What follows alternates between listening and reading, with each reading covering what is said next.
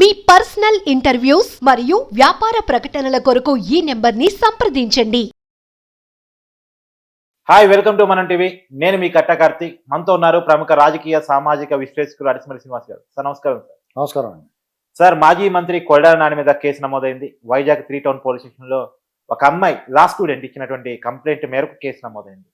అంటే అప్పుడు చిట్టిన తిట్టకి ఇప్పుడు కేసు పెట్టడం అనేటువంటిది ఎలా చూడాలి? ఎప్పుడైనా కానీ తిట్టింది. ఇప్పుడు ఎలా చూడాలంటే, గుడివాడ కాన్స్టిట్యున్సీలో స్థానికంగా కొడాలి నానికి ప్రత్యర్థులుగా ఉన్నవాళ్ళు పెట్టాల్సిన బాధ్యత. అవును. వాళ్ళు కొడాలి నాని అరాచకాలు, దుర్మార్గాలు, క్యాసినోలు నడిపాడు, భూములు ఆక్రమించాడు, గెడ్డం గ్యాంగు ఇలాగని చెప్పేసి అలా ఆహాకారాలు ఆర్తనాదాలు చేశారు. నోటికొచ్చినట్టు మాట్లాడుతున్నాడు, దుర్భాషలు మాట్లాడాడు, జుగుప్సాకరమైన వ్యాఖ్యలు చేశాడు. చంద్రబాబు నాయుడు గారిని వాళ్ళ కుటుంబాన్ని, వాళ్ళ నాన్నగారిని, ఖర్జూర్ నాయుడు అది ఇది అంతా మాట్లాడాడు. అలాగే సన్న బియ్యం గురించి అడిగితే నీ అమ్మ మొగుడు చెప్పాడా, లేకపోతే జగన్మోహన్ రెడ్డిని డిక్లరేషన్ ఇమ్మంటే తిరుపతిలో మీ అమ్మ మొగుడు పెట్టాడు ఇది కండిషన్ అని ఇలాంటి మాటలు మాట్లాడాడు. దైవ దూషణ చేశాడు. ఆంజనేయ స్వామి చెయ్యి ఎరగొట్టారంటే ఏముంది, దాన్ని ఏముంది, డబ్బు పెట్టి చేయించుకోవచ్చు, ఇంకో విగ్రహం చేయించుకుంటాం, లేదా ఆంజనేయ స్వామి వచ్చి అడిగాడు మిమ్మల్ని, ఇలాంటి మాటలు మాట్లాడాడు. అలాగే వెండి సింహాలు పోనీ అంటే ఒక 10 లక్షలు ఎంతో పెడితే బ్రహ్మాండంగా వచ్చేస్తే ఈ టైప్ మాట్లాడాడు అతను. అంటే బూతుల శాఖ మంత్రి అనేవాళ్ళు కదా. చాలా తేలికగా ఎదట వాళ్ళని ఎసడిస్తా, కించపరుస్తా, 100 డ్రైనేజీ మూతలు ఒక్కసారి చేస్తే ఎంత దుర్వాసన వస్తుందో అంత దారుణంగా మాట్లాడాడు కదా. అటువంటి పరిస్థితుల్లో అతన్ని మీద ఇప్పుడు ఒక అమ్మాయి, ఒక ఆడబిడ్డ, చదువుకుంటున్న అమ్మాయి సామాజిక బాధ్యతతో ఈ ప్రభుత్వం అతను ఏమీ చేయట్లేదు, అతను ఎందుకు అలా వదిలేశారో అచ్చూసిన ఆంబోతులాగా అని ఆ అమ్మాయి ముందుకొచ్చి కేసు పెట్టిందంటే ఆ అమ్మాయిని ఖచ్చితంగా అభినందించాలి. అంటే సోషల్ రెస్పాన్సిబిలిటీ. ఒక పౌర సమాజం స్పందిస్తుంది, ప్రభుత్వాన్ని ప్రశ్నిస్తుంది. గత ప్రభుత్వం జగన్మోహన్ రెడ్డి అరాచకానికి వ్యతిరేకంగా ప్రజలు తాము ఏమి చేయగలరో చేశారు. ఘోరంగా ఓడించి వాళ్ళ ఇంటికి పంపించారు. ప్రజల బాధ్యత అయిపోయింది. వాళ్ళ ప్రజాస్వామ్యంలో వాళ్ళు చేయగలిగిన పని ఒక్కటే. అది తర్వాత మళ్ళీ వచ్చిన ప్రభుత్వం ఏం చేయాలంటే ప్రజల మనోభావాలు తగ్గట్టుగా, అలాగే ఒక రాజకీయ పార్టీ కొంతమంది అభిమానులు, సానుభూతి పరులు, ఓటు బ్యాంకు ఉంటుంది. అవును. వాళ్ళ మనోభావాలు దెబ్బతీసిన వ్యక్తుల పట్ల కఠినంగా వ్యవహరించాలి, వాళ్ళని ఖైదు చేయాలి. వాళ్ళు తప్పు చేస్తారు, అది కూడా చట్ట పరిధిలో చట్టానికి లోబడి రాజ్యాంగాన్ని గౌరవిస్తూ చేయొచ్చు. గతంలో జగన్మోహన్ రెడ్డి ఏం చేసాడు, ఇప్పుడు చంద్రబాబు నాయుడు గారు వీళ్ళ ప్రభుత్వాలు ఎలా ఉంటాయంటే చట్టాన్ని తన పని తను చేసుకొని ఇస్తారు. అవును. జగన్మోహన్ రెడ్డి చట్టాన్ని తన పని చేయమని అడుగుతాడు. వీళ్ళిద్దరి మధ్య బోత్ ఆర్ నాట్ సేమ్ అంటాడు బాలకృష్ణ. అలాగా రెండు ఒకటి కాదు. వీళ్ళు చట్టం పరిధిలోనే ఇతనికి ఏం చేయాలో అన్ని శిక్షలు ఏం చేయొచ్చు అంత తప్పు చేశారు. వీళ్ళు చట్టానికి దొరికిపోయేలా పనిచేశారు. క్యాసులు నడిపించాడు. అవును. ఏముందో తేలిగ్గా మాట్లాడాడు. ఏముందో ఫైన్ కడతాం, వచ్చేస్తాం, మళ్ళీ ఆడుకుంటాం అన్నాడు. అంటే ఇప్పుడు డ్రగ్స్ ఉన్నాయి, డ్రగ్స్ తీసుకుంటే కేసు పెడతారు, అది అయిపోయిన మళ్ళీ వచ్చి ఒప్పుకుంటారా? ఫోర్న్ ఉంది, ఏదైనా కేసు పెడతారు, లోపలికి వెళ్తే మళ్ళీ వచ్చి మేము దాన్ని ప్రచారం చేస్తాం, చూపిస్తామంటే ఒప్పుకుంటారా? ఈ సమాజానికి హానికరమైన, సమాజానికి కీడు చేసే విషయాల్లో ఎవరిని ఉపేక్షించకూడదు. ఆ విషయంలో ఇతన్ని వదిలేయటం మీద చాలా అపోహలు వస్తున్నాయి. ఏమైనా సెటిల్మెంట్లు ఏమైనా చేసుకున్నారా? ఆ స్థానిక నాయకులు ఎవరితో ఏమన్నా కేసులు పెట్టట్లేదు. ఎందుకు పెట్టట్లేదండి వాళ్ళు? వెనుగల రాము అక్కడ పేర్లు అనవసరం అండి. ఎవరైనా కానీ అతను ప్రత్యర్థులు ఎవరుంటే వాళ్ళు, అదే అతను ఒక్కడే కాదు, వెనుగల రాము మొన్న వచ్చాడు. అంతకుముందు వాళ్ళు, అంతకుముందు నుంచి అక్కడ కేడర్ స్థానిక నాయకులు 300 మంది ఉన్నారు. అక్కడ తొడలు కొట్టి ఇష్టమైనట్టు మాట్లాడి వాళ్ళు ఎంత దారుణాన్ని తెగబడ్డాడంటే స్వజాతి హననం, అంటే సొంత కులాన్ని కూడా తిట్టుకుని హీరో అవుదాం అనుకున్నాడు. జగన్మోహన్ రెడ్డి కళలో ఆనందం చూడాలనుకున్నాడు. వీళ్ళు తిట్టడం ఇంకా అసలు అతని చరిత్ర ఏంటి, అతని ప్రస్థానం ఏంటి, కొడాలి అనేది, అతను ఎలా వచ్చాడు, ఏ పార్టీ నుంచి వచ్చాడు, ఎవరు ప్రాపకంగా వచ్చాడు, ఎవరు మోచేతి నీళ్ళు తాగాడు, అతను లారీ క్లీనర్ అది అని అలా కించపరచకూడదు అతన్ని. అవును. అతని బుద్ధిని, అతని భాషని, అతని వ్యవహార శైలిని విమర్శించాలి మనం. లారీ క్లీనర్ మంత్రి గ్యారంటీ ఉంది సార్, అవన్నీ మనకు అనవసరం అండి. అతను వృత్తి, అతను బతకటం, అతను లారీ క్లియర్ కట్ట ఏం కాదు. అది దాన్ని అతను కించపరచడానికి మాట్లాడతారు. అలా కించపరచకూడదు. ఏ వృత్తి అయినా అతను పని చేసుకున్నాడు. ఆ వృత్తిలో కూడా నువ్వు గౌరవం పొందొచ్చు. ఏ పని చేసినా నువ్వు గౌరవం పొందొచ్చు. కానీ నీ గౌరవం ఎందుకు పోయింది? నీ నోరు వల్లే. నీటికి నాచు తెగులు, నోటికి మాట తెగులు అంటారు. నీ నీ నీ వ్యవహారం ఏమైనా బాగుందా, నీ ఆకారం ఏమైనా బాగుందా, బాడీ షేమింగ్ మనమే చేయొచ్చు. అవును. నిన్ను చూస్తే నువ్వు ఎలాగుంటావు, అవును. ఒరిస్సాలో ఉండి క్షుద్ర మాంత్రికులు ఉంటారు, చేతబడి చేసేవాళ్ళు, నీ అవతారం అలాగ ఉంటుంది. ఉమ్. పిడుగుబడిన టెంకాయ మోహన్లాగా నిలబడి నువ్వు నీ ఇష్టం అయినట్టు మాట్లాడుతుంటే చూసి వాళ్ళు ఎందుకు ఊరుకుంటారు? ఉమ్. ప్రభుత్వం మారిన తర్వాత నీ ప్రభుత్వం ఉన్నప్పుడు మేము మాట్లాడడం ఇలాగా. ఉమ్. ఇప్పుడు మేము ఏదన్నా ఉన్నదన్నట్టు చెప్పడానికి ట్రై చేస్తాం. అవును. అతనికి శిక్ష పడాలి, అతను నోరు మూసుకుని ఉండాలి. తోలు తీస్తారా నోరు ఎత్తితే ఇవాళ మనకి అధికారం ఉంది కదా అని చెప్పేసి మనం రెచ్చిపోతే భవిష్యత్తులో అధికారం మారిన తర్వాత తోలు తీసి ఎండేస్తారనేటువంటి మెసేజ్ సమాజానికి వెళ్ళాలి. అవును. ఇప్పుడు చేయాల్సిన పని, కూటమి ప్రభుత్వం చేయాల్సిన పని ఏంటంటే ఇటువంటి, ఇప్పుడు పవన్ కళ్యాణ్ మాట్లాడలేదా, పవన్ అవును. కళ్యాణ్ గారిని మాట్లాడిన పేరు నాని ఇలాంటి వాళ్ళందరూ ఉన్నారు. అవును. జగన్మోహన్ రెడ్డి తాలూకు తెలివితేటలు ఏంటంటే వాడికి మామూలుగా సక్రమ మార్గంలో నడిచి సక్రమంగా సంపాదించాలనే దాంట్లో తెలివితేటలు ఉండవు, కానీ అడ్డదారిలో వెళ్ళడానికి, అడ్డగోలుగా సంపాదించడానికి, దొంగతనాలు చేయడానికి, డే లైట్ రాబరీ చేయడానికి తెలివితేటలు ఉంటాయి. ఉమ్. విజయసాయి రెడ్డి లాంటి తోడు ఉంటాడు దానికి. మిమ్మల్ని ఎందుకు వాడాడు? కాపులు తిట్టడానికి కాపుల్ని, కమ్మాలను తిట్టడానికి కమ్మాలని. ఏం రెడ్లు తిట్టొచ్చు కదా. ఉమ్. చంద్రబాబు నాయుడు గారిని రెడ్లు ఎందుకు మాట్లాడలేదు? అవును. ఇప్పుడు అతను అదే మళ్ళీ క్వార్టర్లు అందా ఉండేది రెడ్డే కదా సార్, అలాగే మళ్ళీ వాళ్ళు మాట్లాడరు. ఇప్పుడు బుగ్గన రాజేంద్రనాథ్ రెడ్డి అవును. లేకపోతే ఇంకో రెడ్డి వాళ్ళు ఎందుకు మాట్లాడలేదు? అవును. నేను మీ చేత ఏంటంటే బుద్ధి లేదా, మీకు తెలియలేదా? ఉమ్. నీకు దారులు మూసాడు, మీకు ఉమ్. రాజకీయ భవిష్యత్తు లేకుండా చేసాడు. ఉమ్. అటువంటి వాడి గురించి మీరు వాళ్ళ కళలో ఆనందం చూడడం గురించి ఇంత బరిదేగించి మాట్లాడాల్సిన అవసరం మీకు ఏమొచ్చింది? ఉమ్. ఇప్పుడు ఇవాళ నిన్ను ఎర్రగొడేస్తాడు, పట్టుకుని కొట్టేస్తాడు, తీసుకెళ్తారు. ఒకే కేసులు మొదలవటం అంటే అవ్వకూడదు, కానీ మాలాంటి వాళ్ళు పొడిచి పోట్లకి సూటు మాటలకి చచ్చినట్టు కదులుతారు, చలనం లేకుండా ఉన్నా కానీ చచ్చినట్టు చేస్తారు. చేసిన తర్వాత నేను తీసుకెళ్ళి అందరిని అస్సాం పంపించారు, ఇప్పుడు కర్నూలు పంపిస్తే తోలు తీసేస్తే మీరంటే వాళ్ళ మాటలో సమాలించుతున్న ఇప్పుడు ఒత్తిళ్ళు. మీకు రాడ్ బెండింగ్ చేస్తారు. అవును. ఇంకెప్పుడు కూడా జీవితంలో నువ్వు రామా అంటాం తప్ప నీ నోట్లో ఇంకేం మాట రాకుండా చేస్తారు.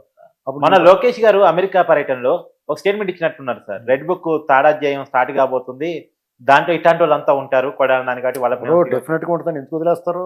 అయితే వాళ్ళు లేట్ చేస్తారు, బెటర్ లేట్ దాన్ని ఎవరైనా సరిపెట్టుకుంటారే. మనం ఈ పాటికే ముగిసిపోవాలి. మొదట 6 నెలల్లోని ఈ కథలన్నీ ముగించి వాళ్ళు ముందుకెళ్ళాలి. ముందుకెళ్తే ఇప్పుడు నోటికి వచ్చినట్టు మాట్లాడి వాళ్ళందరూ లేకపోతే పని సుజావుగా సాగుతూ ఉంటుంది. ఆదిలోనే అంశపాదం అంటే కాళ్ళకి అడ్డం పడకుండా ఉంటాయి కట్టల పాములు అయ్యింది. ఇప్పుడు మీకు ఆ చిన్న చిన్న పాములు, పిత్త పెరుగులు, తేళ్లు, జర్లు అన్నిటిని పట్టుకుంటున్నారు ఇప్పుడు సోషల్ మీడియా. విషపు కీటకాలు ఇవన్నీ, ఆ విషపు కీటకాలు అన్నిటిని వాటి పెస్టిసైడ్స్ కొడుతున్నారు, తోలు తీస్తున్నారు, రాడ్ బెండింగ్ చేస్తున్నారు, సాబ్ చేసి పంపిస్తున్నారు.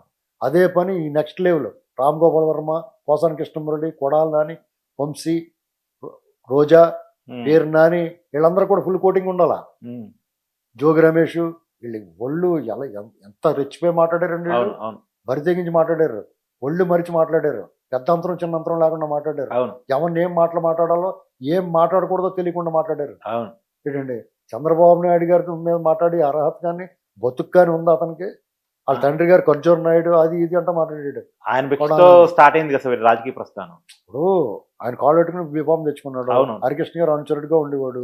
హరికృష్ణ గారు ఇప్పుడు వెన్నుపోటు పోటీసారని మాట్లాడతారు రామారావు గారికి. పార్టీ లాక్కున్నారని చెప్తాడు. తెలుగుదేశం పార్టీ ఎవరి దగ్గర నుంచి లాక్కోలేరు, లాక్కోవడానికి ప్రయత్నం చేస్తే కూడా భంగపడతారు. ఎందుకంటే అది కార్యకర్తల పార్టీ. కార్యకర్తలు ఎవరిని యాక్సెప్ట్ చేస్తే వాళ్ళే. ఇప్పుడు ఇవాళ ఆ కార్యకర్తలే ఈ నాని మీద లేకపోతే వంశీ మీద ఇలాగ నోటుకొచ్చినట్టు మాట్లాడే మీద ఆగ్రహంగా ఉన్నారు. ఆగ్రహాన్ని చల్లార్చాల్సిన బాధ్యత ఈ కూటమి ప్రభుత్వానికి ఉంది. అంటే red book third chapter start అయింది అనుకోవచ్చా? ఎలాంటి యాక్షన్ ఉండబోతుంది అంటే ఏం చెప్తారు? ఎలాంటి యాక్షన్ ఉండబోతుంది అంటే చూసాం కదా, మర్రా రవీందర్ రెడ్డి, మడుగడ్డ అనిల్ ఇలాంటి వాళ్ళందరికీ నువ్వు వీళ్ళకే ఉంటుంది, ఎవరిని విడిచిపెట్టండి. అయితే ఇందులో అపశృతులు ఏంటంటే ఆ లెక్కర వెంకటరెడ్డి జాయిగా బెయిల్ వచ్చేసింది. అవును, ఆ లీగల్ టీం సరిగ్గా ఎదుర్కోలేకపోయారు, బెయిల్ ఇవ్వకూడదని అడ్డం పడుకోవాలి, ఇవ్వకూడదని చెప్పేసి అక్కడ ఆ బెయిల్ వచ్చి అవకాశాలు ఎవరు ఆ బెయిల్ ఇచ్చారు? చంద్రబాబు నాయుడు గారు 53 రోజులు జైల్లో పెట్టారు ఆయన తప్పు చేయకుండా. మరి ఇలాంటి వాళ్ళు ఎందుకు బెయిల్ తోటి బయటకు వస్తున్నారు అనేటువంటిది ఆలోచించుకోవాలి ప్రభుత్వం కూడానే. అందుకు సంబంధించిన ఎవరైతే ఈ కేసులు వాదించారో ఎరా బుద్ధి లేదా మీకని అడగాల, ఎలాగొచ్చాడు బయటకని అడగాల. చాలా మందికి అలా బయటకు వస్తున్నారు కదా, బయటకు వెళ్ళి లోపల మగ్గాల వాళ్ళు. మీకు జైల్లో వాళ్ళు ఏమనుకుంటున్నారంటే, మొన్న ఒకటి చెప్తున్నాడు, జైల్లో వారానికి రోజు గుడ్డు రోజు మటన్ పెడుతున్నారు, బాగానే పడితే ఎవరు కనపడకుండా జైలుకి వెళ్ళని పర్లేదు అన్నారు. ఇవన్నీ ఆఫ్ చేయాలి ఫస్ట్. వాళ్ళకి జీవితంలో జైలుకి వచ్చి ఇంక జీవితంలో జైలు మొక్కం చూడకూడతారా బాబు అనిపించాలి. అయితే సిగ్గు శరం చీము నెత్తులు లేవు కాబట్టి వాళ్ళు దేనికైనా సిద్ధపడతారా, దానికి రాడ్ బెండింగ్ చేయాలి. వాళ్ళ నాయకుడు కూడా జైలుకి పోయినాడే కదా సార్. ఇప్పుడు వీళ్ళకి జైలు అలవాటు పడిపోయింది, బరి తెగించి ఉన్నారు.